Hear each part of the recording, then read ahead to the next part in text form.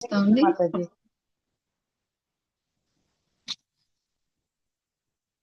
జయ శ్రీ కృష్ణ చైతన్య ప్రభు నిత్యానంద శ్రీ అద్వైత గదాధర శ్రీవాసాది గౌర భక్త బృంద హరే కృష్ణ కృష్ణ కృష్ణ హరే హరే హరే రామ రామ రామ హరే హరే. హరే కృష్ణ మాతాజీ, దండవత్ ప్రణామ్ టు ఆల్ ఆఫ్ యూ. ఈ రోజు మనము 19వ శ్లోకంకి వెళ్ళేకి ముందు క్లాసులో ఏం జరిగింది అనేది ఒకసారి రీక్యాప్ చెప్పుకుందాము. ఈ అధ్యాయం ప్రకృతి, పురుషుడు, చైతన్యము అనే ఈ అధ్యాయంలో మొదటగా అర్జునుడు శ్రీకృష్ణ భగవానునికి 6 ప్రశ్నలు అడుగుతారు. ప్రకృతి అంటే ఏమిటి, పురుషుడు అంటే ఎవరు, క్షేత్రం అంటే ఏమిటి, క్షేత్రజ్ఞ అంటే ఎవరు, జ్ఞానం అంటే ఏమిటి, జ్ఞేయం అంటే ఏమిటి అని చెప్పి 6 ప్రశ్నలు అడుగుతారు అర్జునుడు శ్రీకృష్ణ భగవానుడికి. దానికి సమాధానంగా శ్రీకృష్ణ భగవానుడు ఏం చెప్తారు అంటే, ఈ శరీరమే క్షేత్రము, కర్మక్షేత్రము ఈ శరీరము. ఈ శరీరంలో ఈ దేహాన్ని ఎరిగిన వాళ్ళు క్షేత్రజ్ఞుడు. ఈ దేహాన్ని ఎరిగిన వాళ్ళలో జీవాత్మ ఒకరు, పరమాత్మ ఒకరు. జీవాత్మకు ఈ దేహంలో ఏం జరుగుతుందో అది మాత్రమే తెలుస్తుంది, కానీ పరమాత్మ అందరి హృదయంలో వసిస్తున్నాడు కాబట్టి ప్రతి ఒక్క జీవిలో ఏం జరుగుతుంది అనే విషయం మొత్తము తెలుసు. కాబట్టి పరమాత్మని మనము సర్వక్షేత్రజ్ఞుడు, క్షేత్రజ్ఞుడు అని కూడా అంటాము అని చెప్తారనమాట. ఆ తర్వాత శ్రీకృష్ణ భగవానుడు ఏమంటారంటే, ఈ క్షేత్రము అంటే ఈ దేహము అసలు దేనితో తయారైంది, ఎందువల్ల శరీరం ఇవ్వబడుతుంది జీవికి, దానిలో వచ్చే మార్పులు ఏమిటి, దాని ప్రభావాలు ఏమిటి, ఇప్పుడు నేను మీకు వివరంగా చెప్తాను అర్జున, విను అని చెప్తారనమాట. ఆ తర్వాత ఇప్పుడు నేను చెప్పబోయే విషయము ఇంతకు ముందు చాలా ఋషులు చెప్పారు, ఛందస్సులలో రాశారు, ఆ తర్వాత వేదాంత సూత్రాలలో కూడా రాశారు, కార్యకారణాలతో సహా కలిపి రాశారు. కాబట్టి నేను ఏదైతే చెప్తానో అదే శాస్త్రాలలో ఉంది. శాస్త్రాలు చెప్పిన, ఋషులు చెప్పిన, వేదాంత సూత్రాలు చెప్పిన, నేను చెప్పిన అంతా సమానమే. నా మాటకి ఎలాగైతే మీరు విలువిస్తారో శాస్త్రాలకి కూడా అంతే విలువ ఇవ్వాలి అని చెప్తారనమాట. ఆ తర్వాత క్షేత్రం గురించి చెప్తూ ఈ శరీరము 24 అంశాలతో తయారైంది అని చెప్తారు. అవి ఏవి అని అంటే 5 పంచభూతాలు, 5 కర్మేంద్రియాలు, 5 జ్ఞానేంద్రియాలు, 5 ఇంద్రియ విషయాలు, మనస్సు, బుద్ధి, అహంకారము, అవ్యక్త అనే ఈ 4 అంశాల యొక్క సమ్మేళనమే ఈ శరీరము. ఈ 4 అంశాలతో, ఈ 24 అంశాలతో తయారైన శరీరంలో ఒక రకంగా ఈ జీవాత్మ బంధించబడి ఉంది. ఈ శరీరము, ఈ దేహంకి మార్పు ఉంటుంది కానీ ఆత్మకు ఎటువంటి మార్పు ఉండదు అని చెప్పి ఈ జ్ఞానము ద్వారా, ఈ శరీరం యొక్క మరియు ఆత్మ యొక్క, పరమాత్మ యొక్క జ్ఞానం ద్వారా ఒక జీవుడు ఈ జన్మ మృత్యు జరా వ్యాధి చక్రంలో నుంచి బయటపడతారు, ఈ శరీరం బంధనంలో నుంచి విడబడతాడు అని చెప్పి, మరియు ఆ జ్ఞానం సంపాదించడానికి జ్ఞాన లక్షణాల గురించి కూడా చెప్తారు భగవంతుడు. 20 లక్షణాల గురించి చెప్తారు. మొదటగా వినమ్రత, అమానిత్వం, వినమ్రత, అదంబిత్వం, గర్వరాహిత్యము, అహింస, హింస చేయకుండా ఉండడము, శాంతిర్ అంటే సహనము, ఆర్జవం అంటే సరళత్వము, ఆచార్యోపాసనం అంటే ప్రామాణికమైన ఆధ్యాత్మిక ఆచార్యాన్ని ఉపాసించడము, శౌచము అంటే క్లెన్లీనెస్, శుచిత్వము, స్థైర్యం స్థిరత్వము, ఆత్మనిగ్రహము, ఇంద్రియార్థేషు వైరాగ్యం, ఇంద్రియార్థముల పట్ల వైరాగ్యము, అహంకారము లేకుండుట, జన్మ మృత్యు జరా వ్యాధి దుఃఖ దోషాను దర్శనం.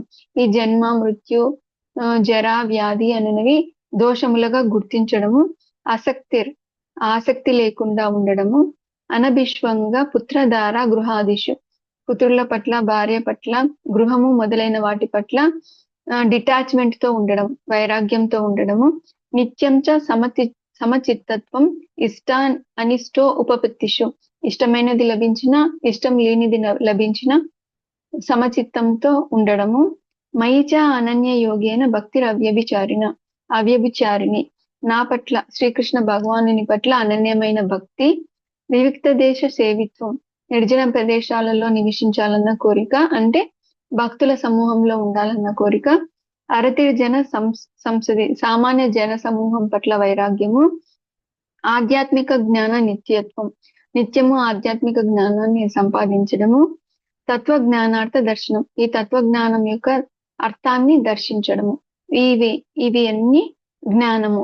ఇవి కాకుండా మిగతాది అంతా అజ్ఞానము అని చెప్పి శ్రీకృష్ణ భగవానుడు చెప్తారు. ఆ తర్వాత శ్రీకృష్ణ భగవానుడు 13వ శ్లోకంలో జ్ఞేయం గురించి చెప్తారనమాట. జ్ఞేయం అంటే ఏదైతే తెలుసుకోవాలో తెలుసుకోదగిన దాన్ని జ్ఞేయం అంటారనమాట. నేను తెలుసుకోదగినది ఏమిటి?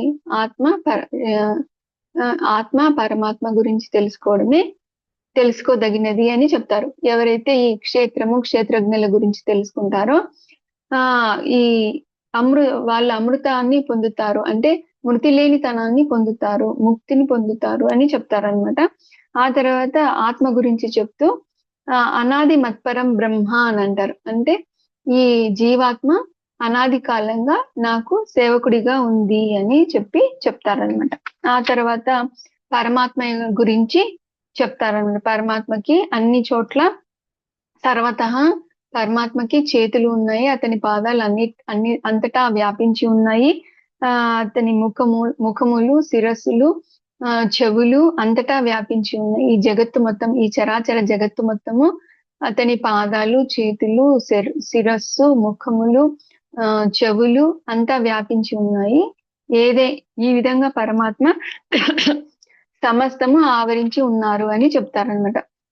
ఆ తర్వాత అన్ని ఇంద్రియములకు అతనే ప్రభువు అయినా కూడా అతనికి ఈ భౌతికమైన ఇంద్రియాలు ఏవి లేవు. ఇంద్రియ రహితుడు, భౌతికమైన ఇంద్రియాలు లేవు. సమస్త జీవులను పోషించేది శ్రీ పరమాత్మనే, కానీ అది అనాసక్తితో చేస్తారు. తర్వాత నిర్గుణుడు అంటే ఈ భౌతిక గుణాలు అతని పట్ల శ్రీకృష్ణ భగవాను పైన ఎటువంటి ప్రభావం చూపించవు. ఇతను త్రిగుణాతీతుడు, త్రిగుణాలకి అతీతంగా ఉన్నారు. అలాగే ఆ త్రిగుణాలకి ప్రభువు కూడా అయి ఉన్నారు అని చెప్తారనమాట. ఆ తర్వాత సమస్త చరాచర జగత్తులోని జీవులందరికీ అందరిలో నేను లోపల ఉన్నాను, బయట ఉన్నాను. సూక్ష్మత్వ కారణంగా నన్ను మీ భౌతికమైన ఇంద్రియాలతో, కళ్ళతో చూడలేరు, చెవులతో నా గురించి అర్థం చేసుకోలేరు. సూక్ష్మత్వ కారణంగా నా గురించి చూడడం కానీ నా లీలల గురించి తెలుసుకోవడం కానీ చేయలేరు. నేను దూరంగా ఉన్నాను మీకు, అంటే ఎక్కడో ఆధ్యాత్మిక జగత్తులో ఉన్నాను, గోలోక బృందావనంలో దూరంగా ఉన్నాను. అట్ ద సేమ్ టైం నేను మీకు పరమాత్మ రూపంలో దగ్గరగా కూడా ఉన్నాను. నేను సమస్త జీవుల హృదయాలలో వసిస్తున్నాను కాబట్టి నేను విభజించబడినట్టు మీకు అనిపిస్తుంది, కానీ నేను అవిభక్తం, నేను విభజించబడలేదు, నేను ఏకంగానే ఉన్నాను. తర్వాత ఏమన్నారంటే నేను ఈ చరాచర జగత్తుని పోషిస్తున్నాను, నేనే లయం చేస్తున్నాను, నేనే సృష్టి చేస్తున్నాను అని చెప్తున్నారు అనమాట. పరమాత్మ గురించి ఇంకా ఏం చెప్పారంటే ఈ జ్యోతిషామపి తజ్జ్యోతి, ఈ వెలుగు తేజవంతములైన సమస్త వస్తువులలోని తేజమును నేనే, కాంతిని నేనే అని చెప్తున్నారు. జ్ఞానమును నేనే, జ్ఞేయమును నేనే, జ్ఞాన గమ్యమును కూడా నేనే, అందరి హృదయంలో నేను వసిస్తున్నాను అని చెప్తారు అనమాట. పోయిన క్లాస్ లో అక్కడి వరకు చెప్పుకున్నాము. ఈరోజు 19వ శ్లోకం చూద్దాము. చూడండి. ఇతి క్షేత్రం తథా జ్ఞానం జ్ఞేయం చోక్తం సమాసతః మద్భక్త ఏతదవిజ్ఞాయ మద్భావో ఉపపద్యతే. హరే కృష్ణ. 19th శ్లోకం ట్రాన్స్లేషన్ చెప్తారా ఎవరన్నా? హరే కృష్ణ మాతాజీ. చెప్పండి మాతాజీ. ఈ విధముగా కర్మక్షేత్రము, దేహము, జ్ఞానము, జ్ఞేయములను గూర్చి నాచే నీకు సంక్షేపంగా చెప్పబడినది. నా భక్తులు మాత్రమే దీనిని పూర్తిగా అవగాహన చేసుకొని అట్లు నా భావమును పొందుదురు. హరే కృష్ణ మాతాజీ. హరే కృష్ణ మాతాజీ. థ్యాంక్ యూ మాతాజీ. ఇంతవరకు భగవంతుడు క్షేత్రం గురించి చెప్పారు, క్షేత్రజ్ఞం గురించి చెప్పారు, జ్ఞానం గురించి చెప్పారు, జ్ఞేయం గురించి కూడా చెప్పారు. కానీ ఇవన్నీ అర్థం చేసుకోవాలంటే మనకి ఎప్పుడు అర్థమవుతాయంట వీటి గురించి మనకి సంక్షేపంగా, యథార్థంగా ఎప్పుడు అర్థమవుతాయి అంటే మనము భక్తియుక్త సేవ ద్వారా, భక్తి యోగము చేయడం ద్వారా, భక్తియుక్త సేవ చేయడం ద్వారా మాత్రమే ఇవన్నీ మనకి యథార్థంగా అర్థమవుతాయి అని చెప్తున్నారు అనమాట. ఇక్కడ ఒక భక్తులు మాత్రమే దీని గురించి క్షుణ్ణంగా అర్థం చేసుకోగలుగుతారు అని చెప్తున్నారు. శ్రీల ప్రభుపాదుల వారు భాష్యంలో కూడా ఏం చెప్తున్నారంటే, ఈ విధంగా ఇంతవరకు కర్మక్షేత్రము, దేహము, జ్ఞాన విధానము, ఆత్మ పరమాత్మలను 3 అంశములను వర్ణించబడినవి. భగవానుడు శుద్ధ భక్తులు మాత్రమే ఈ 3 అంశములను స్పష్టముగా అవగాహన చేసుకోగలరని ఇక్కడ ప్రత్యేకించి చెప్పబడినది. భగవానుని శుద్ధ భక్తులు, భగవంతుని భక్తులు మాత్రమే ఈ 3 అంశముల గురించి క్షుణ్ణంగా తెలుసుకుంటారంట. ఏవి ఆ 3 అంశములు? క్షేత్రము, ఆత్మ, పరమాత్మ. నెక్స్ట్ శ్లోకాలలో 20 నుంచి భగవంతుడు ప్రకృతి గురించి, పురుషుడు గురించి చెప్తారనమాట. నెక్స్ట్ శ్లోకంకి వెళ్దాము. 20వ శ్లోకము. ప్రకృతిం పురుషం చైవ విద్యనాది ఉభావపి వికారాంశ గుణంశ్చైవ విద్ధి ప్రకృతి సంభవాన్. హరే కృష్ణ. ట్రాన్స్లేషన్ చదవండి 20వ శ్లోకము. హరే కృష్ణ మాతాజీ. హరే కృష్ణ మాతాజీ. చదవండి మాతాజీ. భౌతిక ప్రకృతి మరియు జీవులు రెండును ఆది రహితులు అని ఎరుగవలెను. వాటి సకల పరివర్తనలు మరియు భౌతిక గుణములు భౌతిక ప్రకృతి నుండి ఉద్భవించినవి. హరే కృష్ణ మాతాజీ. హరే కృష్ణ మాతాజీ. ఈ శ్లోకంలో శ్రీకృష్ణ భగవానుడు ఏం చెప్తున్నారంటే, ప్రకృతిం పురుషం చైవ విద్య అనాది ఉభావపి. ప్రకృతి పురుషుడు ఇద్దరును అనాదిగా ఉన్నారు. ఉభావపి అంటే ఇద్దరు, ప్రకృతి పురుషుడు ఇద్దరు. విద్య అనాది ఆదిరహితులు అని నువ్వు తెలుసుకో అర్జున. అంటే భగవంతుడు ఎప్పటి నుంచి ఉన్నారో అప్పటి నుంచి ప్రకృతి ఉంది, పురుషుడు కూడా ఉన్నారంట. పురుషుడు అంటే ఇక్కడ ఎవరు అంటే జీవాత్మ. ప్రకృతి అంటే భౌతిక ప్రకృతి, పురుషుడు అంటే జీవాత్మ. మామూలుగా పురుషుడు అని మనము పురుషోత్తముడైన శ్రీకృష్ణ భగవానునికి మాత్రమే చెప్తామన్నమాట. ఈ జీవాత్మ అనేది ఏంటి అంటే, జీవాత్మ పురుషుడు కాదు, జీవాత్మ ప్రకృతి నుంచి వచ్చింది. మనమంతా ఎవరొచ్చాం, ఎక్కడి నుంచి వచ్చాం? ఆత్మలము. మనమంతా ఎక్కడి నుంచి వచ్చాం? మన శరీరాలు ఎక్కడి నుంచి వచ్చాయి? ప్రకృతి నుంచే వచ్చాయి. ఆత్మ కూడా భగవంతుని యొక్క అంతరంగ శక్తి నుంచే వచ్చింది. అంటే ప్రకృతి నుంచే మనం వచ్చాము. కానీ ఇక్కడ పురుషుడు అని సంబోధిస్తున్నారు జీవాత్మని.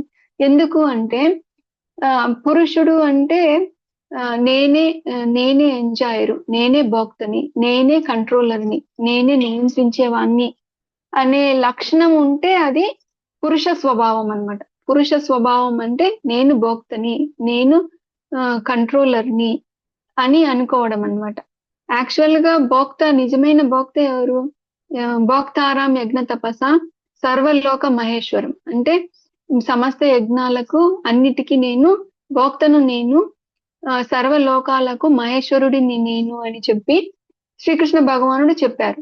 కానీ జీవుడు కూడా అప్పుడప్పుడు పురుష స్వభావాన్ని ప్రదర్శిస్తుంటారనమాట. నేను ఈ భౌతిక ప్రకృతిలో ఎంజాయ్ చేయాలి, నేను భోక్తగా ఉండాలి, నేను కంట్రోల్ చేయాలి, ఈ భౌతిక ప్రకృతి పైన ఆధిపత్యాన్ని చెలాయించాలి అనే స్వభావం ఉంటుంది. కాబట్టి అప్పుడప్పుడు జీవుడికి కూడా పురుషుడు అని చెప్తారు. ఇక్కడ ఇప్పటి నుంచి వచ్చే శ్లోకాలలో ఇక్కడ పురుషుడు అంటే ఇక్కడ జీవాత్మ అని మనం అర్థం చేసుకోవాలన్నమాట.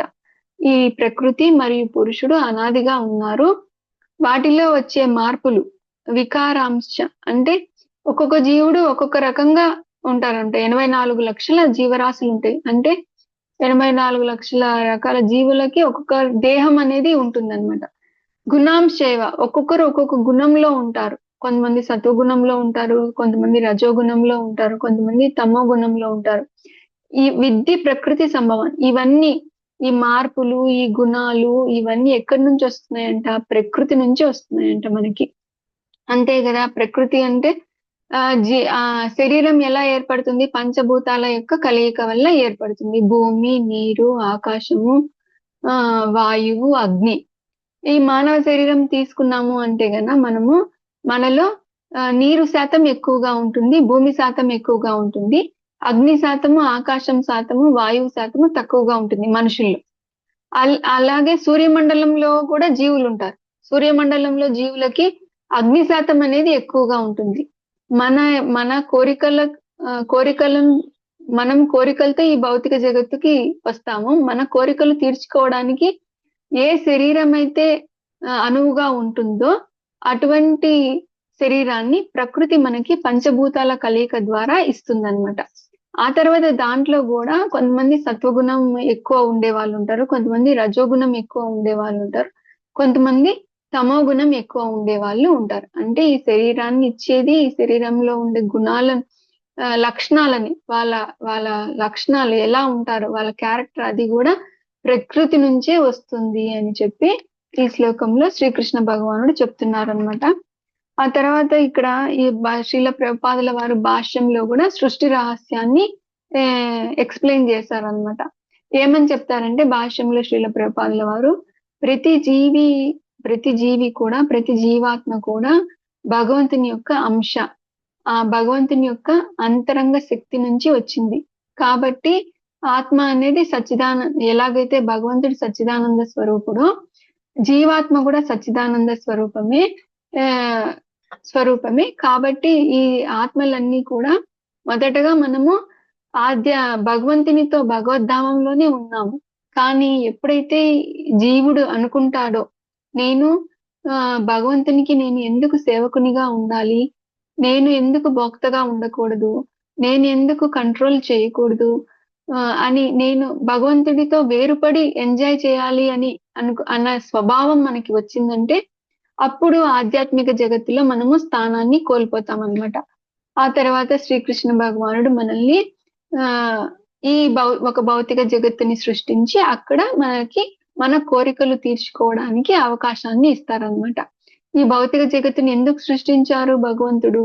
జీవులు తమ కోరికలను నేనే భోక్తగా ఉండాలి, నేనే ఎంజాయర్ గా ఉండాలి, నేను భగవంతుని యొక్క సేవకు విముఖంగా ఉన్నాను అంటే భగవంతుని యొక్క సేవకుడును అనే భావం పట్ల ఇష్టం లేదు, నేనే భక్తగా ఉండాలి అని అనుకుంటున్నావు కదా.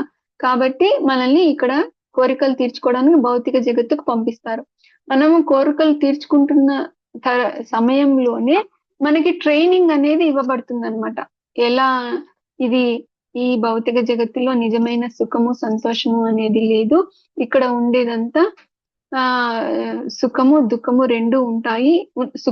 దుఃఖమే ఎక్కువగా ఉంటుంది, సుఖం ఉన్నా కూడా అది చపల సుఖం అంటే టెంపరీగా ఉంటుంది. నిజమైన ఆనందం మనకి భగవంతుని సేవలోనే ఉంది. మన నిజ స్వరూప స్థితి ఏంటి? మనము భగవంతుని యొక్క అంశలం కాబట్టి అతనికి సేవకులమే. అలాంటి స్థితిలో ఉన్నప్పుడే నిజమైన సంతృప్తి ఆనందం అనేది కలుగుతుంది అనేది మనం కోరికలు తీర్చుకుంటున్న తరుణంలో మనకు అది అర్థం అవుతుంది అనమాట. దానికోసమే శాస్త్రాలు అనేటివి ఇచ్చారు, భగవద్గీత భాగవతం అనేటివి కూడా భగవంతుడు మనకి ఇచ్చారు.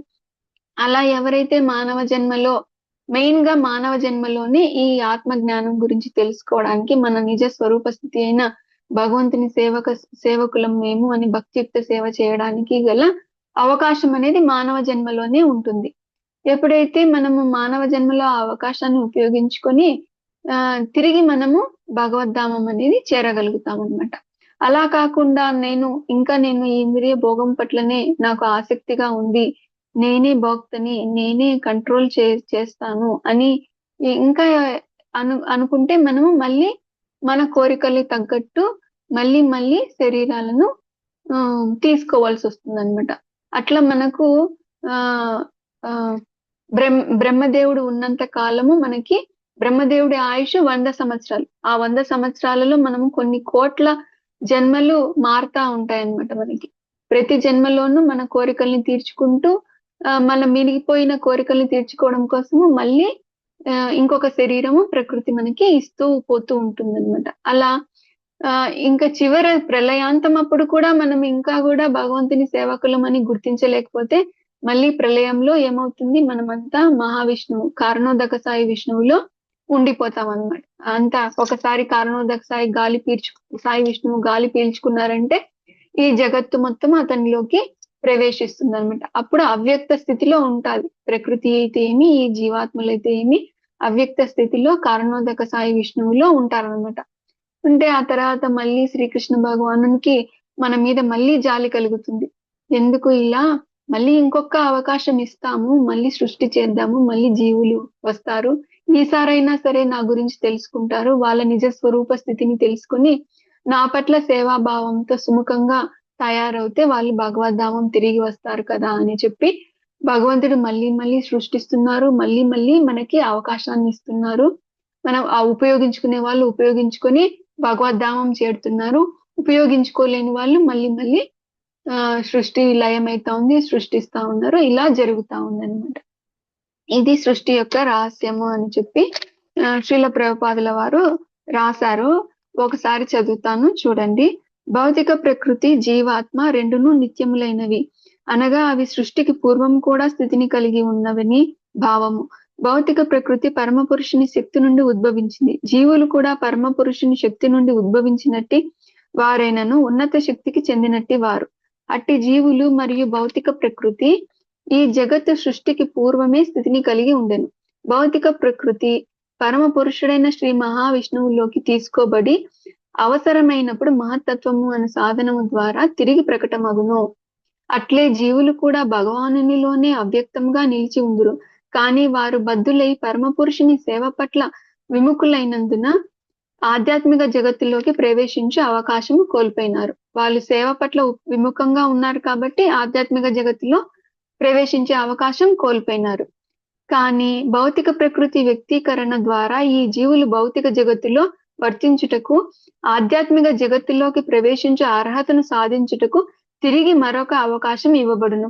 అంటే ఈ భౌతిక జగత్తులోకి ప్రవేశించబెట్టి జీవులను మళ్ళీ ఇంకొకసారి ట్రైనింగ్ తీసుకోవడానికి, అర్హతను ఆధ్యాత్మిక జగత్తులోకి ప్రవేశించడానికి అర్హతను సంపాదించుకొనటం కోసము ఒకసారి మళ్ళీ అవకాశం ఇవ్వబడుతుంది. ఇదే భౌతిక జగత్తు సృష్టి రహస్యం. నిజమునకు జీవుడు శ్రీకృష్ణ భగవానుని ఆధ్యాత్మిక అంశ. కానీ జీవుడు తన తిరుగుబాటు ధోరణి చేతనే భౌతిక ప్రకృతిలో బంధించబడుట సంభవించింది. మనము తిరగబడినాం, భగవంతుని సేవ మాకొద్దు, మేము చేయము, మేము మాకే ఎంజాయ్ చేసుకుంటాము, మేమే భక్తులుగా ఉంటాము అని తిరగబడినాం అనమాట. కాబట్టి మన తిరుగుబాటు ధోరణి వల్లనే ఈ భౌతిక ప్రకృతిలో మనము బంధింపబడుట సంభవించినది. శ్రీకృష్ణ భగవానుని అంశలైన ఈ జీవులు భౌతిక ప్రకృతి సంపర్కంలోనికి ఎలా వచ్చారన్న విషయము నిజమునకు అంత ముఖ్యం కాదు. ఏమైనాను నిజమునకు అది ఎట్లు మరియు ఎందుకు జరిగిననేది భగవానుడు ఎరుగును. మనం ఎలా ఇక్కడికి భౌతిక జగత్తులోకి వచ్చాము అనే విషయాన్ని మనం ఆలోచించకూడదు. అది ఏమంత ముఖ్యం కాదనమాట. మనం ఎలా ఈ భౌతిక జగత్తు నుండి బయటపడి భగవద్ధామం చేరాలి అనే విషయమే ముఖ్యము అని చెప్పి రాస్తున్నారు ప్రభుపాదుల వారు. కనుకనే ఈ భౌతిక ప్రకృతి పట్ల ఆకర్షించబడిన వారు తీవ్రంగా జీవన సంఘర్షణ చేస్తుండిరని భగవానుడు ధర్మశాస్త్రంలో చెబుతున్నాడు. కానీ మనకు సంబంధించినంత వరకు ఈ శ్లోకముల నుండి త్రిగుణముల ద్వారా ఏర్పడు భౌతిక ప్రకృతి ప్రభావములన్నీ ప్రకృతి నుండి ఉద్భవించినవేనని మనము నిశ్చయంగా ఎరుగవలెను. జీవులకు సంబంధించిన సమస్త పరివర్తనలు మరియు వైవిధ్యములకు దేహమే కారణము. ఆత్మకు సంబంధించి జీవులందరూ సమానులే, ఆత్మలన్నీ సమానులే, జీవాత్మలన్నీ సమానమే. కానీ ఈ దేహాలు మాత్రమే డిఫరెంట్. వారి కోరికల్ని బట్టి ప్రకృతి వాళ్ళ కోరికలను తీర్చుకోవడానికి ఏ విధమైన శరీరము అయితే బాగుంటుందో అటువంటి శరీరాన్ని చెప్తున్నారు అన్నమాట. అర్థమైంది కదండి. మన కోరికల వల్లనే మనము భగవంతుని యొక్క సేవకు విముఖంగా, అంటే ఇష్టం లేకుండా ఉండడం వల్లనే, మనము సేవ చెయ్యము అని తిరుగుబాటు వల్లనే ఇక్కడికి పంపించబడ్డాం అన్నమాట. కాబట్టి మళ్ళీ మనము ఈ జపం చేయడం ద్వారా, హరే కృష్ణ మహామంత్రాన్ని జపం చేయడం ద్వారా మనలోని ప్రేమ నిగూఢ, ప్రతి ఒక్క జీవికి శ్రీకృష్ణుని పట్ల ప్రేమ అనేది ఉంటుంది, లేకుండా ఏమీ పోదు, ప్రతి జీవికి ఉంటుంది. ఎందుకంటే మనమంతా భగవంతుని అంశలము, శ్రీకృష్ణ భగవానుని అంశలము. కాబట్టి మనలో ప్రతి ఒక్కరికి శ్రీకృష్ణుని పట్ల ప్రేమ అనేది ఉంది. కానీ అది ఇప్పుడు ఎలా ఉంది అంటే నిద్రానంగా ఉందన్నమాట, నిద్రావస్థల్లో ఉంది. అంటే దానిపైన ఈ భౌతిక భోగ వాంఛ అనేది భౌతికమైన పొరలు ఎన్నో ఉన్నాయన్నమాట. ఆ కాలుష్యంతో మన హృదయము, మన ప్రేమ భగవంతుని పట్ల, మన ప్రేమ శ్రీకృష్ణ భగవానుని పట్ల మన ప్రేమ కప్పబడి ఉందన్నమాట. ఎవరైనా నిద్రపోయే వాళ్ళని ఎలా పిలుస్తాం, ఎలా లేస్తారు వాళ్ళు? పేరు పెట్టి గట్టిగా పిలిస్తే లేస్తారనమాట. మనం ఒక్కొక్కసారి ఇట్లా అల్లాడిచ్చినా కూడా లేయరు, కానీ శబ్దం చేస్తే లేస్తారు, టక్కని లేస్తారు అనమాట. అంటే ధ్వనికి మేల్కొలిపే శక్తి ఉంటుందన్నమాట. కాబట్టి ఈ హరే కృష్ణ మహామంత్రము ఇది దివ్య శబ్దం. ఈ దివ్య శబ్దం ద్వారా మనము మనలో నిద్రావస్థగా ఉండే శ్రీకృష్ణ భగవాని పట్ల ప్రేమని మేల్కొల్పుతారనమాట. ఎలా మేల్కొల్పుతుందంటే ఈ శుభ్రం పరచడం ద్వారా, ఈ భౌతిక వాసనలన్నీ పోవడం ద్వారా, హరే కృష్ణ మహామంత్రం జపం చేయడం ద్వారా మనలోని నిద్రాణమైన కృష్ణ ప్రేమ జాగృతం అవుతుంది. ఆ విధంగా మనము భగవంతుని యొక్క సేవకు మళ్ళీ సుముఖులుగా తయారవుతాము అని చెప్తారనమాట. 21వ శ్లోకంకి వెళ్దాము. కార్యకారణ కర్తృత్వే హేతు ప్రకృతి రుచ్యతే పురుష సుఖ దుఃఖానం భోక్తృత్వే హేతు రుచ్యతే. హరే కృష్ణ. 21 శ్లోకం ట్రాన్స్లేషన్ చదువుతారా ఎవరన్నా? హరే కృష్ణ మాతాజీ, నేను చదువుతాను మాతాజీ. చదవండి మాతాజీ. భౌతిక కార్యకారణములన్నిటికీ ప్రకృతియే కారణము అని చెప్పబడెను. అంతేకాకుండా ఈ జగత్తులోని వివిధ సుఖ దుఃఖానుభవములకు జీవుడే కారణమని చెప్పబడుతుండెను. హరే కృష్ణ మాతాజీ. హరే కృష్ణ మాతాజీ. థ్యాంక్ యూ మాతాజీ. ఈ శ్లోకంలో శ్రీకృష్ణ భగవానుడు ఏం చెప్తారంటే, భౌతిక కార్యకారణములకు ప్రకృతియే కారణము అని చెప్తున్నారు అన్నమాట. అంటే ఈ భౌతిక జగత్తులో ఏ పని జరగాలన్నా కూడా అది ప్రకృతి వల్లనే సాధ్యమవుతుంది అని చెప్తారనమాట. ఇప్పుడు నేను ఈ చెయ్యి పైకెత్తాలంటే అది ప్రకృతి వల్లనే సాధ్యం. ఇప్పుడు నేను మాట్లాడుతున్నాను అంటే ఈ దేహం ఎక్కడి నుంచి వచ్చింది? ప్రకృతి నుంచే వచ్చింది. అంటే భౌతిక జగత్తులో మనము చేసే ఏ పని అయినా సరే ప్రకృతియే కారణము. ఈ దేహము ప్రకృతి నుంచే వస్తుంది, గుణాలు కూడా ప్రకృతి నుంచి వస్తాయి. ఆ గుణాలకు తగ్గట్టే మనము పనులన్నీ చేస్తా ఉంటాము. కాబట్టి మనం చేసే పనులకి ప్రకృతియే కారణము అని చెప్తున్నారు అనమాట. మళ్ళీ లోపలుండే జీవాత్మ ఏం చేస్తున్నారు? ఈ దేహంలో ఉండే జీవాత్మ ఏం చేస్తున్నారు? పురుష సుఖ దుఃఖానం భోక్తృత్వే హేతురుచ్యతే. పురుషుడు అంటే జీవాత్మ, ఈ శరీరంలో ఉండే జీవాత్మ ఏం చేస్తున్నాడు అంటే ఈ చేసే పనుల వల్ల సంభవించేటువంటి సుఖము దుఃఖాన్ని అనుభవిస్తున్నాడు. అంటే ఒకరు ప్రకృతి కార్యాలకి కారణమైతే ఆ కార్యాల వచ్చే ఫలితాలు ఏంటివి? సుఖము దుఃఖము. అవి పురుషుడు అంటే జీవాత్మ అనుభవిస్తున్నాడు అన్నమాట. ఒక్కొక్కసారి సుఖం వస్తుంది, ఒక్కొక్కసారి దుఃఖం వస్తుంది.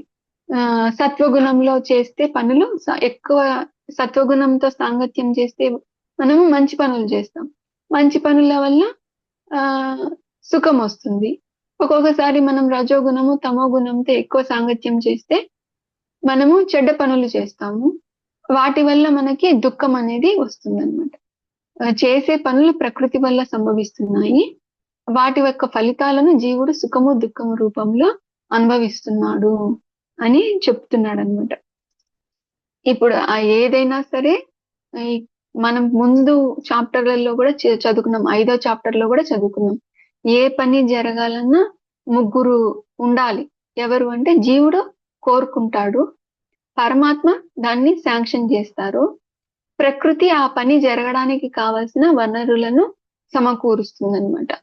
ఇప్పుడు మనం కోరుకున్నంత మాత్రాన ప్రకృతి ఏమీ మన కోరికల్ని తీర్చడానికి వనరులను సమకూర్చదు. భగవంతుడు శాంక్షన్ చేస్తేనే, శ్రీకృష్ణ భగవానుడు పరమాత్మ రూపంలో శాంక్షన్ చేస్తేనే ప్రకృతి మన కోరికలు తీర్చడానికి వనరులను సమకూరుస్తుంది.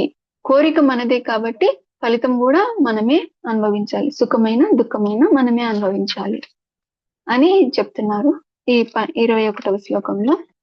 22వ శ్లోకం చూద్దాము, చూడండి.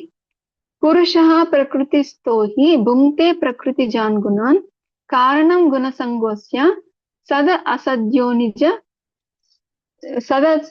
అసద్యోని జన్మసు. హరే కృష్ణ. ఎవరైనా 22వ శ్లోకం ట్రాన్స్లేషన్ చదువుతారా? హరే కృష్ణ. హరే కృష్ణ మాతాజీ. చదవండి మాతాజీ. భౌతిక ప్రకృతిలో త్రిగుణములను అనుభవిస్తూ జీవుడు ఈ విధముగా జీవనము కొనసాగించును. భౌతిక ప్రకృతితో అతనికి గల సంపర్కమే అందుకు కారణము. ఆ విధముగా అతడు వివిధ రకముల ఉత్తమ అధమ జన్మలను పొందును. హరే కృష్ణ మాతాజీ. హరే కృష్ణ మాతాజీ. థ్యాంక్ యూ మాతాజీ. ఈ శ్లోకంలో శ్రీకృష్ణ భగవానుడు ఏం చెప్తున్నారు అంటే, పురుష ప్రకృతిస్థో హి భుంక్తే ప్రకృతి జాన్గుణాన్. ఈ పురుషుడు, ఈ జీవాత్మ ప్రకృతిలోని త్రిగుణములను అనుభవిస్తున్నాడంట. ఆ తర్వాత కారణం గుణసంగోస్య సద్ అసద్యోని జన్మసు. ఒకసారి మంచి జన్మ వస్తుంది, మంచి జాతుల్లో జన్మ వస్తుంది, ఒకసారి ఆ జంతు జాతుల్లో జన్మని పొందుతున్నాడు. ఒకసారి సజ్జన్మ, ఒకసారి అసద్ అంటే తక్కువ అధమ జన్మలను పొందుతున్నాడు అనమాట. కారణం ఏంటి? గుణ సంగోస్య అంటే గుణాలు. ఎవరైనా చెప్తారా గుణాలు ఎన్ని? ప్రకృతి గుణాలు, త్రిగుణాలు ఎన్ని? అవి ఏవి? 3 మాతాజీ. అవి ఏవి? సత్వగుణము, రజోగుణము, తమోగుణము. సత్వగుణము, రజోగుణము, తమోగుణం. ఏ గుణంతో సాంగత్యం చేస్తున్నారు అనే దాన్ని బట్టి మనకి మంచి ఉత్తమ జన్మ వస్తుందా, అధమ జన్మ వస్తుందా అనేది తేలుతుంది అనమాట. మనము ఎక్కువగా సత్వగుణంతో సాంగత్యం చేశాము. సత్వగుణం వల్ల, సత్వగుణంలో ఉండే కొన్ని పనులు చేస్తే ఒక రకమైన ఫలం వస్తుంది. అదే రజోగుణంలో ఉండే వాళ్ళు పనులు చేస్తే ఇంకొక రకమైన ఫలం వస్తుంది. అదే తమో గుణంలో ఉండే వాళ్ళు పనులు చేస్తే వాళ్ళకు ఒక రకమైన ఫలం అనేది వస్తుంది అనమాట. వాళ్ళు ఏ గుణంతో ఎక్కువ సాంగత్యం చేసి ఎటువంటి పనులు చేశారో ఆ పనుల బట్టి ఆ ఫలంగా మనకి నెక్స్ట్ ఉత్తమ జన్మైనా రావచ్చు, అధమ జన్మైనా రావచ్చు. ఒక్కొక్కసారి మనము మనిషిగా పుట్టొచ్చు, ఒక్కొక్కసారి దేవతగా పుట్టొచ్చు, ఒక్కొక్కసారి జంతువుగా పుట్టొచ్చు, కొంగగా పుట్టొచ్చు, జలచరాల్లో చేపగా పుట్టొచ్చు, చీమగా పుట్టొచ్చు, లేదా ఎగిరే పక్షిలాగా కూడా పుట్టొచ్చు అనమాట. మనము ఈ గుణాలతో చేసే సాంగత్యం బట్టి మనకు ఉత్తమ జన్మన, అధమ జన్మన అనేది డిసైడ్ అవుతుంది అని చెప్తున్నారు అనమాట. శ్రీల ప్రభుపాదుల వారు భాష్యంలో ఏం రాస్తున్నారో చూడండి. భౌతిక ప్రకృతిపై అధికారం చెలాయించవలనను అతని కోరికయే అతన్ని అట్టి అవాంఛిత పరిస్థితులలో నెలకొల్పుతుండును. భౌతిక వాంఛ ప్రభావంతోనే జీవుడు కొన్నిసార్లు దేవతగాను, మరికొన్నిసార్లు మానవునిగాను, కొన్నిసార్లు జంతు దేహమును, మరికొన్నిసార్లు పక్షి దేహమును, కొన్నిసార్లు క్రిమి దేహమును, కొన్నిసార్లు జలచర దేహమును, కొన్నిసార్లు సాధు జన్మను, మరికొన్నిసార్లు కీటక దేహమును పొందుతుండును. ఇది అట్లు అనంతంగా కొనసాగుతూనే ఉండును. ఈ విధమైన అన్ని స్థితులలోనూ జీవుడు తానే తన స్థితులన్నిటికీ ప్రభువునని భావించును. కానీ నిజమునకు అతడు భౌతిక ప్రకృతి ప్రభావముకు ఆధీనుడే ఉండును. నేనే కంట్రోలరు, నేనే అనుభవించేవాణ్ణి అని అనుకుంటా ఉంటాడు. ప్రతి జన్మలో ఎట్లా పుట్టినా కూడా, చీమైనా సరే, దోమైనా సరే, జంతువైనా సరే, కొంగైనా సరే, పక్షి అయినా సరే, దేవత అయినా సరే, మనిషి అయినా సరే, వీటికి నేనే నియంతను, నేనే కంట్రోలర్ని, నేనే అనుభవించేవాణ్ణి అని అనుకుంటా ఉంటాడు. కానీ మనకైతే అర్థమైంది కదా, మనము ప్రకృతి యొక్క కఠిన నియమాల్లోనే మనము నడుస్తున్నాం అనమాట. ఈ జన్మ మృత్యు జరా వ్యాధిని మనము తప్పించుకోలేము. మనం సర్వ స్వతంత్రులమైతే, మనము ఎవరి కింద లేకుండా ఉన్నట్లయితే మన పైన ఈ జన్మ ఎందుకు, మృత్యువు ఎందుకు, జరా ఎందుకు, వృద్ధాప్యం ఎందుకు, మరియు రోగము, ఇవన్నీ మనము కోరుకోకపోయినా వస్తున్నాయి కదా. అంటే ప్రకృతి నియమాలలోనే మనము, ప్రకృతి నియమాల యొక్క కంట్రోల్లోనే మనము ఉన్నాము. ఎవరైనాను ఈ త్రిగుణములకు అతీతులై మరి దీని నుంచి ఎట్లా బయటపడాలి? ఈ జన్మలు ఎత్తుకుంటూ పోవాల్సిందేనా? మరి దీని నుంచి ఎలా బయటపడాలి అంటే మనము ఫస్ట్ గా చేయవలసింది ఏంటి అంటే భగవంతుని పట్ల శ్రవణం చేయాల. భగవంతుని యొక్క నామరూప గుణలీలను శ్రవణం చేయడం ద్వారా మనము భగవంతుని సేవకు మళ్ళీ సుముఖులం అవుతాం అన్నమాట. ఎవరైతే కృష్ణ చైతన్యంలో నెలకొంటారో ఈ త్రిగుణాలని అతిక్రమిస్తారు అని చెప్పి రాస్తున్నారు. ఒకసారి చూడండి. ఎవరైనాను ఈ త్రిగుణములకు అతీతులై నిజ స్థితిలో నెలకొనవలెను. ఆ విధంగా నిజ స్థితిలో నెలకొనుటయే కృష్ణ చైతన్యం. అట్టి దివ్యమైన కృష్ణ చైతన్య స్థితిలో నెలకొనంత వరకు జీవుడు తన భౌతిక చైతన్యం కారణంగా ఒక దేహం నుండి మరొక దేహముకు పరిమాణం చెందవలసి ఉంటుంది. మనం కృష్ణ చైతన్యంలోనే నెలకొనాలి. శ్రీకృష్ణుని యొక్క భక్తియుక్త సేవలో నెలకొంటే అప్పుడు మనం ఈ త్రిగుణాలకు అతీతంగా ఉండగలుగుతాం అన్నమాట. అలా కాకుండా ఎప్పుడు మనం ఈ భౌతిక చైతన్యంలోనే నేను దేహాన్ని, ఈ దేహము యొక్క అవసరాలను తీర్చడం కోసమే నేనున్నాను, అదే విధంగా ఈ ఇంద్రియ భోగము పట్లనే మనము ఎప్పుడు అదే చేస్తా ఉంటే మనకి ఒక శరీరం తర్వాత ఇంకొక శరీరం ఇవ్వబడుతూనే ఉంటుంది అని చెప్పి రాస్తున్నారు అన్నమాట. జీవుడు అట్లు శ్రవణ విధానమును అనుసరించినచో భౌతిక ప్రకృతిపై ఆధిపత్యం వహించవలెనను అతని చిరకాల వాంఛ క్రమముగా నశించగలుగుతుంది. శ్రవణం ద్వారా ఏం జరుగుతుంది మనకు అంటే ఈ భౌతిక ప్రకృతిపై ఆధిపత్యం చెలాయించాలన్న కోరిక అనేది తగ్గుతుంది. ఎప్పుడైతే మనము పరమ పురుషుడు, దేవాతి దేవుడు, అతని వల్లనే సృష్టి జరుగుతుంది, అతనే పోషకుడు, అతని వల్లనే లయం జరుగుతా ఉంది, మనల్ని అల్టిమేట్ గా రక్షించేది భగవంతుడే అని మనము ఎప్పుడైతే శ్రవణం ద్వారా మనం తెలుసుకుంటామో అప్పుడు నేను కంట్రోలర్ని, నేను ఎంజాయర్ని అనే వాంఛ నెమ్మదిగా తగ్గుతుందన్నమాట. కాబట్టి ప్రతి ఒక్కరూ భగవంతుని యొక్క నామరూప గుణలీలలను శ్రవణం చేయాలి, కీర్తించాలి అని చెప్తున్నారన్నమాట. అప్పుడే మనము ఈ గుణాలలో నుంచి బయటపడగలుగుతాము అని చెప్పి ప్రభుపాదుల వారు భాష్యంలో రాస్తున్నారు. నెక్స్ట్ శ్లోకంకి వెళ్దాము. ఉపద్రష్టానుమంతా చ భర్త భోక్త మహేశ్వర పరమాత్మేతి చాప్యోక్తో దేహేస్మిన్ పర పురుషః పరః. హరే కృష్ణ. చదవండి. ఈ దేహంలో పరమ యజమాని అయిన ఈ మహా ఈశ్వరుడు పర్యవేక్షకునిగాను అనుమతించేవానిగాను ఉండేవాడు. పరమాత్మునిగా తెలియబడేవాడు అయిన దివ్య భోక్త మరొక్కడు ఉన్నాడు. హరే కృష్ణ మాతాజీ. హరే కృష్ణ మాతాజీ. థ్యాంక్ యూ మాతాజీ. ఈ శ్లోకంలో పరమాత్మ గురించి చెప్తున్నారు. మళ్ళీ అంటే జీవుడే కాదు ఈ శరీరంలో ఉండేది, దివ్య భోక్త కూడా ఇంకొకరు ఉన్నారు. అది ఎవరు అంటే పరమాత్మ. పరమాత్మ ఏం చేస్తారంట? ఉపద్రష్ట అంటే చూస్తారనమాట, చూస్తుంటారు, సాక్షిగా ఉంటారనమాట. మనం చేసే ప్రతి ఒక్క పనే కాదు, మనం చేసే ప్రతి ఒక్క ఆలోచనకి పనికి అన్నిటికీ మనసా వాచ కర్మణ మనం చేసే పనులన్నిటికీ కూడా పరమాత్మ ఉపద్రష్ట, ఓవర్సీయింగ్ అంటే చూస్తున్నారు, సాక్షిభూతుడుగా ఉన్నారనమాట. ఇంకా ఏం చేస్తున్నారు? అనుమంత అంటే పర్మిషన్ ఇస్తున్నారు అనమాట, అనుమతించేవాడు. మనము ఒకటి కోరుకుంటే అది భగవంతుడు అనుమతిస్తేనే ప్రకృతి మనకి వనరుల్ని ఇస్తుందన్నమాట. అలా సాక్షిభూతుడిగాను శాంక్షన్ చేసేవాడు అంటే అనుమతించేవాడిగాను ఉన్నాడు. భర్త భోక్త మహేశ్వరం, అతనే భరించేవాడు, అతనే నిజమైన భోక్త, అతనే నిజమైన యజమాని. మన ఆత్మతో పాటు పరమాత్మ కూడా ఈ దేహంలో ఉన్నారు అని చెప్తున్నారన్నమాట. పరమాత్మే అసలైన భోక్త అని కూడా చెప్తున్నారు. నెక్స్ట్ శ్లోకంకి వెళ్దాము.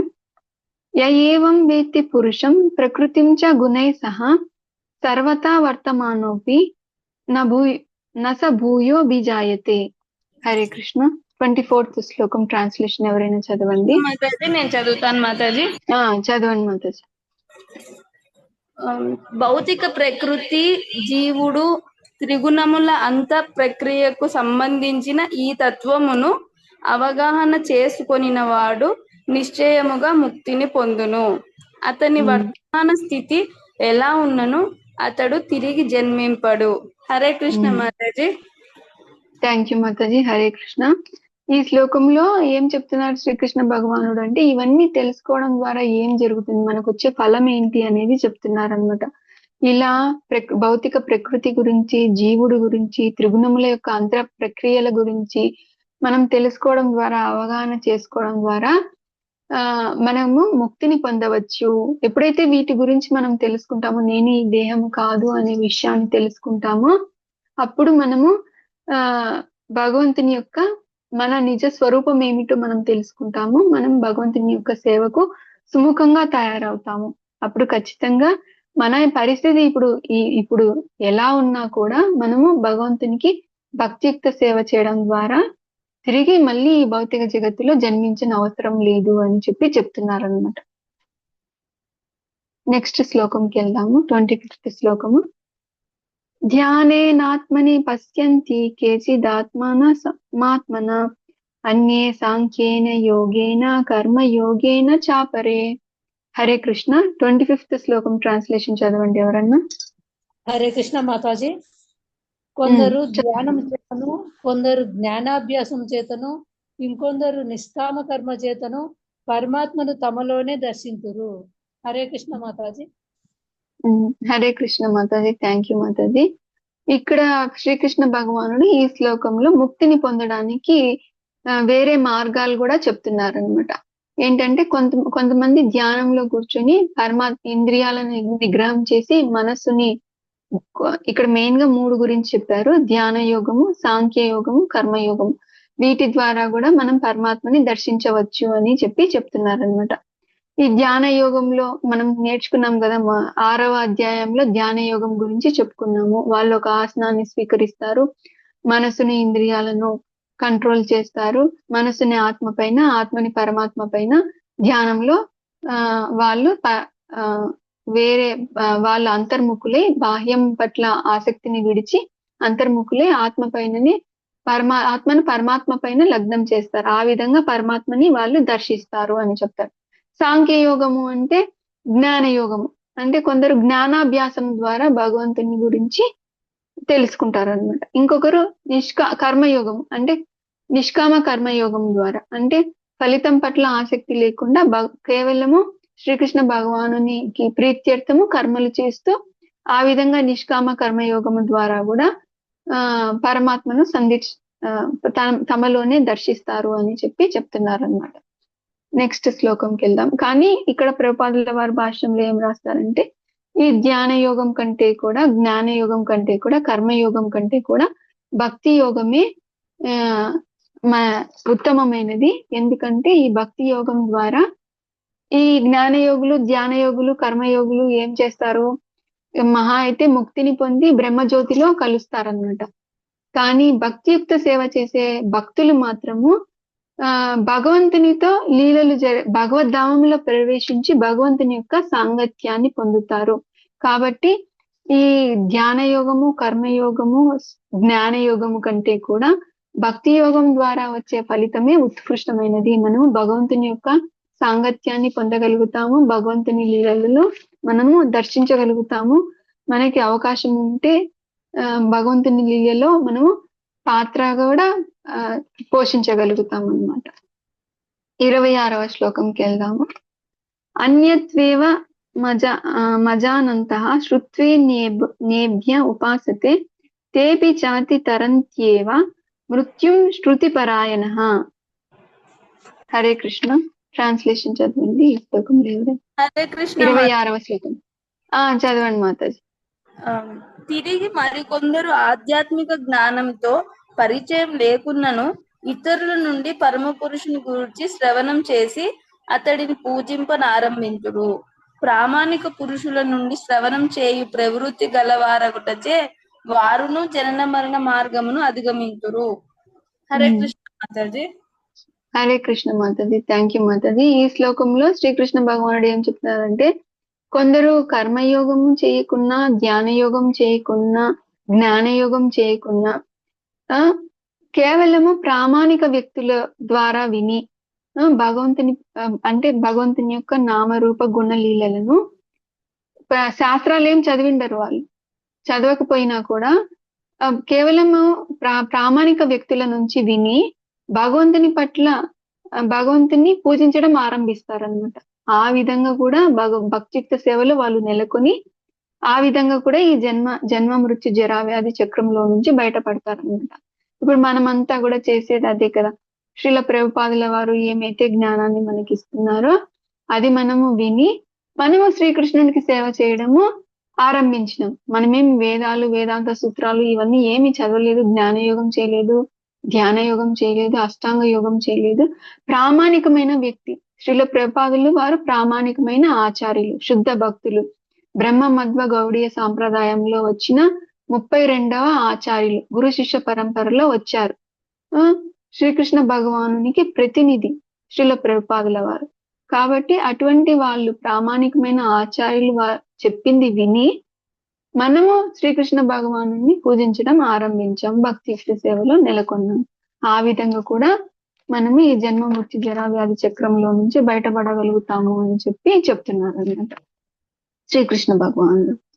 నెక్స్ట్ శ్లోకంకి వెళ్దాము. 27th శ్లోకము. యావత్ సంజాయతే కించిత్ కించిత్ స్థితి స్థావర జంగమం క్షేత్రజ్ఞ సంయోగం తద్విద్ధి భరతర్షభ. హరే కృష్ణ. 27th శ్లోకం ట్రాన్స్లేషన్ చదవండి. హరే కృష్ణ. చదవండి మాతాజీ. ఓ భరతవంశ శ్రేష్ఠుడా, నీవు చూచునట్టి స్థావర జంగమ రూపం ఏదైనను క్షేత్రజ్ఞుల సంయోగమేనని ఎరుగుము. హరే కృష్ణ మాతాజీ. ఈ శ్లోకము చాలా సెల్ఫ్ ఎక్స్ప్లెనేటరీగా ఉంది. ఈ శ్లోకంలో శ్రీకృష్ణ భగవానుడు ఏం చెప్తున్నారంటే, మనము చూసేది ఏదైనా సరే క్షేత్రజ్ఞుల యొక్క సంయోగం మాత్రమే అని చెప్పి చెప్తున్నారు. ఇప్పుడు మన శరీరం తీసుకున్నాం అనుకో, క్షేత్రం అంటే ఏంటి? ఈ శరీరం. క్షేత్రజ్ఞుడు అంటే ఎవరు అంటే ఆత్మ, పరమాత్మ, వీటి కలయిక ద్వారానే ఈ భౌతిక జగత్తులో ఉన్నటువంటి స్థావర జంగమంలో ఉన్న జీవులందరూ కూడా క్షేత్రజ్ఞుల యొక్క సంయోగం ద్వారానే ఏర్పడినారు అని చెప్పి చెప్తున్నారు అన్నమాట. నెక్స్ట్ శ్లోకంకి వెళ్దాము. 28. సమం సర్వేషు భూతేషు తిష్టంతం పరమేశ్వరం వినశ్యంతం యహ పశ్యతి సపశ్యతి. హరే కృష్ణ. ట్రాన్స్లేషన్ చదువుతారా ఎవరైనా? 28th శ్లోకము. చదవండి. సకల దేహములలో జీవాత్మతో కూడి ఉండే పరమాత్మను చూచువాడు మరియు నశ్వరమైన దేహములోని ఆత్మ పరమాత్మ ఇరువురు ఎన్నడూ నశింపరని తెలుసుకోగలిగిన వాడు యథార్థ దృష్టిని కలిగిన వాడగును. హరే కృష్ణ మాతాజీ. థ్యాంక్ యూ మాతాజీ. ఈ శ్లోకంలో శ్రీకృష్ణ భగవానుడు ఏం చెప్తున్నారంటే, ఎవరైతే ఈ జ్ఞానం తెలిసిన వాళ్ళు, ఆత్మ పరమాత్మ జ్ఞానం తెలిసిన వాళ్ళు ఎలా చేస్తారంట? ప్రతి జీవిలోనూ పరమాత్మను దర్శిస్తారంట, అందరినీ సమానంగా చూస్తారంట. అదే మనం ముందు శ్లోకాల 5వ చాప్టర్ లో కూడా వచ్చింది కదా, విద్యా వినయ సంపన్నే బ్రాహ్మణి గవిహస్తిని సునీచేవ స్వపాకేచ పండిత సమదర్శన. పండితుడు ఎలా చూస్తాడంట? పండిత సమదర్శన అంటే పండితుడు అందరినీ సమానంగా చూస్తాడంట. ఎవరిని? విద్యా వినయ సంపన్నుడైన బ్రాహ్మణుని, గోవుని, ఏనుగును, సునక మాంసం తిని చండాలను తిని అందరినీ సమానంగా చూస్తాడంట. సమానత్వం ఎందువల్ల అంటే అందరిలోనూ పరమాత్మ ఉన్నారు, అందరూ జీవాత్మలే, అందరూ కూడా భగవంతుని యొక్క బిడ్డలే అనేది సమానత్వం. ఆ భావంతోనే చూస్తారు. వాళ్ళు అర్థం చేసుకుంటారు అనమాట, ఈ శరీరము నశింపుకు గురి అవుతుంది, కానీ ఆత్మకు నశింపు అనేది లేదు, ఆత్మకు పరమాత్మకు నశింపు అనేది లేదు అని తెలుసుకొని వాళ్ళు యథార్థంగా దీని గురించి తెలుసుకుంటారు అని చెప్పి శ్రీకృష్ణ భగవానుడు ఈ శ్లోకంలో చెప్తున్నారు అనమాట. 29th శ్లోకంకి వెళ్దాము. సమం పశ్యామి సర్వత్ర సమవస్థితమీశ్వరం నహినస్త్వాత్మ నాత్మానం తతో యాతి పరాం గతిం. హరే కృష్ణ. 29th శ్లోకం ట్రాన్స్లేషన్ చదువుతారా ఎవరైనా? హరే కృష్ణ మాతాజీ. చదవమంటారా? చదవండి. ఒక సెకండ్ మాతాజీ. 29th. సర్వత్రా ప్రతి జీవిలోను సమముగా ప్రత్యక్షమై ఉండు పరమాత్మను దర్శించువాడు తన మనస్సుచే తనను హీనపరుచుకొనడు, ఆ విధముగా అతడు పరమగతిని పొందగలడు. హరే కృష్ణ మాతాజీ. హరే కృష్ణ. ఈ శ్లోకంలో శ్రీకృష్ణ భగవానుడు ఏం చెప్తున్నారు అంటే, ఎవరైతే ప్రతి జీవిలోనూ సమముగా పరమాత్మను దర్శించగలుగుతాడో అటువంటి వ్యక్తి తనను తాను కించపరుచుకోకుండా, హీనపరుచుకోకుండా భగవంతుని భక్తియుక్త సేవలో నెలకొని ఆ విధంగా అతడు పరమగతిని పొందుతాడు అని చెప్పి చెప్తున్నారు అనమాట. నెక్స్ట్ శ్లోకంకి వెళ్దాము. 30th శ్లోకము. ప్రకృత్యైవ చ కర్మాణి క్రియమానాని సర్వశ యః పశ్యతి తదాత్మానం అకర్తారం స పశ్యతి. హరే కృష్ణ. 30th శ్లోకం ట్రాన్స్లేషన్ చదువుతారా? హరే కృష్ణ చదవండి మాతాజీ. మాతాజీ. చదవండి, తొందరగా భౌతిక చదవండి మాతాజీ, గ్యాప్ లేకుండా. భౌతిక ప్రకృతి చదవండి. చే తయారు చేయబడిన దేహం చేతనే సమస్త కర్మలు చేయబడుచున్నవని మరియు తాను అకర్తనని చూడగలిగేవాడు యథార్థంగా దర్శించువాడగును. హరే కృష్ణ మాతాజీ. ఈ శ్లోకంలో శ్రీకృష్ణ భగవానుడు ఏం చెప్తున్నారంటే, ప్రకృతి చేత తయారు చేయబడిన ప్రకృతిలో ఏ పని జరిగినా కూడా, ఈ భౌతిక జగత్తులో ఏ పని జరిగినా కూడా అది ఈ ప్రకృతితో చేయబడిన దేహముతోనే జరుగుతున్నది. లోపల ఉన్న జీవాత్మ ఏ పనికి కారణము కాదు. తాను అకర్తనే అని చెప్పి, అంటే నా వల్ల ఇది జరగడం లేదు అని చెప్పి ఎవరైతే అర్థం చేసుకుంటారో వాళ్ళే యథార్థ దృష్టితో ఉన్నారు అని చెప్పి చెప్తున్నారు అనమాట. అంతే కదా, మన గుణాలను బట్టి మనకు కొన్ని కోరికలు వస్తాయి. ఆ కోరికలను భగవంతుడు శాంక్షన్ చేస్తున్నాడు. ప్రకృతి ఆ వనరుల్ని ఇస్తున్నారు. ఈ దేహంతో ఆ కార్యాలు జరుగుతున్నాయి. కానీ ఈ కార్యాలకు జీవాత్మ చేయడం లేదు, ఆత్మ చేయడం లేదు. శరీరం, ప్రకృతితో తయారు చేయబడిన శరీరం ద్వారానే ఈ పనులు జరుగుతున్నాయి అని చెప్పి చెప్తున్నారు అనమాట. అంటే ఆత్మ అకర్త అనేది మనము తెలుసుకోవాలి. ఈ శ్లోకంలో శ్రీకృష్ణ భగవానుడు అదే చెప్తున్నారు అనమాట. 31st శ్లోకంకి వెళ్దాము. యథాభూత పృథగ్భావం ఏకస్థమనుపశ్యతి తత ఏవ చ విస్తారం బ్రహ్మ సంపద్యతే తత. హరే కృష్ణ. హరే కృష్ణ మాతాజీ. బుద్ధిమంతుడైన వాడు భిన్న దేహముల కారణముగా భిన్న వ్యక్తిత్వములను చూచుటను విరమించి జీవులు ఏ విధముగా సర్వత్రా విస్తరించి ఉండిరో చూచినప్పుడు అతడు బ్రహ్మభావమును పొందును. హరే కృష్ణ మాతాజీ. హరే కృష్ణ మాతాజీ. ఈ శ్లోకంలో శ్రీకృష్ణ భగవానుడు ఏం చెప్తున్నారంటే, ఎవరైతే భౌతిక దృష్టి ఉన్నారనుకోండి, భౌతిక దృష్టి ఉన్న వాళ్ళకి అందరూ వేరువేరుగానే కనిపిస్తారు. మేము మనుషులము, వీళ్ళు ఆడవాళ్ళు, వీళ్ళు మగవాళ్ళు, ఇవి జంతువులు, అట్లా పక్షులు, చీమలు, ఇవి అన్ని వేరువేరుగానే చూస్తాడనమాట. అదే ఆధ్యాత్మిక దృష్టి కలవాడు ఏం చేస్తారు అంటే, జీవులంతా సమానమే, కానీ వాళ్ళ కోరికలకు బట్టి వాళ్ళకు వేరే వేరే దేహాలు ఇవ్వబడ్డాయి, కానీ ఆత్మ సమానమే. చీమలో ఉండే ఆత్మైనా, దోమలో ఉండే ఆత్మైనా, మనిషిలో ఉండే ఆత్మైనా, జంతువులో ఉండే ఆత్మైనా, పక్షిలో ఉండే ఆత్మైనా, ఆత్మ సమానమే, జీవాత్మ సమానమే. ఈ తేడాలు వాళ్ళ దేహాలు మాత్రమే తేడాగా ఉన్నాయి, కానీ జీవాత్మలు సమానమే అనేది తెలుసుకుంటారంట. ఆత్మ అనేది భగవంతుని అంశ అనేది తెలుసుకుంటారనమాట. హరే కృష్ణ. 32 శ్లోకం చూడండి. అనాదిత్వాన్ నిర్గుణత్వాన్ పరమాత్మాయ అవ్యయః శరీరస్థోపి కౌంతేయ నకరోతి నలిప్యతే. హరే కృష్ణ. 32 శ్లోకం చదవండి. కృష్ణ మాతాజీ. ఓ కౌంతేయ, ఆధ్యాత్మిక దృష్టిని కలిగిన వారు అవ్యయమైన ఆత్మను దివ్యమైనదిగా, నిత్యమైనదిగా, త్రిగుణాతీతమైనదిగా దర్శించుదురు. అట్టి భౌతిక దేహంతో సంపర్కము కలిగి ఉన్నను ఆత్మ కర్మ నొనరింపదు మరియు బద్ధము కాదు. హరే కృష్ణ మాతాజీ. హరే కృష్ణ మాతాజీ. ఈ శ్లోకంలో శ్రీకృష్ణ భగవానుడు ఇందాక మనం చెప్పినది, ఆత్మ కర్త కాదు, ఆత్మ బద్ధం కాదు అనేది చెప్తున్నారు అనమాట. అంటే ఈ ఆత్మ యొక్క లక్షణాల గురించి చెప్తున్నారు. అనాదిగా ఉంది ఆత్మ నిర్గుణం, అంటే త్రిగుణాతీతమైనది జీవాత్మ, మరియు ఈ భౌతిక జగత్తుకు అతీతమైనది అవ్యయం. అంటే మనము ఈ శరీరం నశించిపోయినా ఆత్మ అనేది అవ్యయం, నశింపు లేదు, ఆత్మకు నశింపు లేదు. ఈ శరీరంలో ఉంది ఆత్మ, శరీరస్థోపి కౌంతేయ, శరీరంలో ఉన్నను నకరోతి నలిప్యతి, అది ఆత్మ అకర్త మరియు ఆత్మ బద్ధము కాదు. మరి అనుకోవచ్చు మీరు, మనం మళ్ళీ మళ్ళీ జన్మలు అనేటివి ఎత్తుతున్నాం కదా, మనము ఆత్మ బద్ధము కాదు అని చెప్తున్నారు.